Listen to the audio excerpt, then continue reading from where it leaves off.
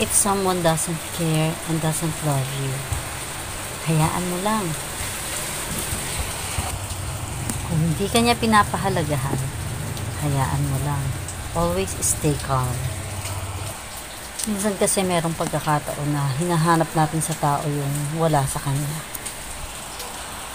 Pero minsan din, pilit pa rin natin iniintindi na talagang gano'n na lang, wala sa kanya yun. So, wag mo nang hanapin. But, hindi pa rin natin naiwasan na maghanap talaga because mostly, lalo na yung mga babae, kalmahin mo lang yung sarili mo. Dahil wala naman talagang perfect feelings or perfect relationship, perfect partner, ganon. Pero minsan di mo na iiwasang mag-isip na baka sa'yo lang siya ganon, na sa'yo lang siya cold, sa'yo lang siya hindi nagpapakita ng love and affection. So, yun yung minsan naiisip natin. Kung ganun man yung mga pinaparamdam niya sa'yo, yung parang nakukulangan ka sa pagmamahal na binibigay niya, or minsan parang cold siya. So, all you need to do is kalma ka lang. Accept the situations that you have. Ibigay mo yung part mo, ipakita mo yung part mo, kung ano ka talaga, kung gaano ka nagkikare sa kanya.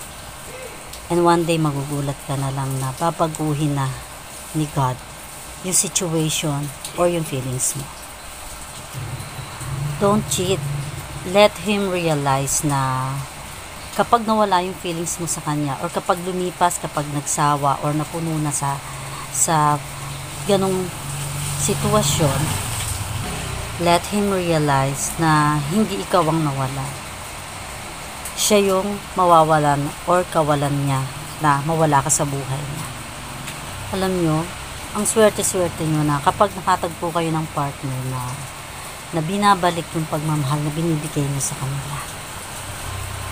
Kapag nakatagpo ka na ng partner na minamahal at iniingatan ka, so please, keep mo na yan. Huwag mo nang pakawalan. Madali namang talagang magmahal. Pero walang assurance kung mag-i-stay ba yung taong napili mong mahalin or hindi. Real talk. So, yun lamang po guys. Keep safe everyone and God bless. Bye!